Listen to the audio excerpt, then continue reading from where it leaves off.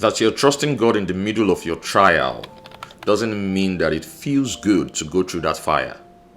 This is me acknowledging the fact that the pain is real. You've been holding on for so long and hurting so badly. We are not living in denial. Guess what? Jesus himself, while on earth, experienced extreme sorrowful episodes while working out our salvation. He cried out to God, "Why hast thou forsaken me?" That was the voice of an immeasurable state of agony. So yes, you've cried so many times asking why. You even wonder how you've made it this far. It's a mystery how you are still standing. But in the middle of this excruciating pain, don't forget to cry out, Father. Even if you lose it all, do not lose the ability to call your Father. Even if you are so tired that you can barely articulate your depression, cry out, Father. If he wasn't going to listen, Jesus wouldn't recommend that code.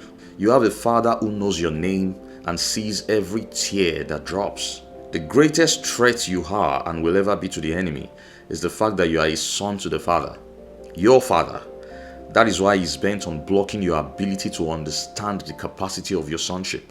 The day a child loses his ability to call daddy when in trouble, then is faced with the worst state of powerlessness. Even if you know that the terrible situation you're going through was a result of your own carelessness, do not lose your sonship. Go back and cry out, Father. In Luke 15:18, the prodigal son said, "I will arise and go to my father." In verse 19, he said, "Though I'm no longer worthy to be called your son, you may truly be unworthy, but you are still the son of your father. Go back. Your father is rich in mercy, and you remain a beneficiary of the same. And to you who doesn't have a father in him, you are not a son. For how long will you remain a slave to fear? Choose to pretend all day long, but you know you are living in fear. It is miserable to live in perpetual uncertainty. It pays to know the Father. He is your source, and you were never meant to exist outside of him. And there is only one way to call Father. John 14:6 says, "I am the way, the truth, and the life. No one comes to the Father except through me." If you don't acknowledge Jesus first as your Savior and then as your Lord, then you have no relationship with the Father. And that is a death sentence. It doesn't look good on you. John 11:25 says, "I am the resurrection and the life, and he who believes in me will live, even though he dies." So in simpler terms, we have two categories of people on earth. First, we have those who are born once and they die twice here on earth. They face the second death at the other side. And second, we have those who are born twice and then they die once and they live with the Father in joy forever.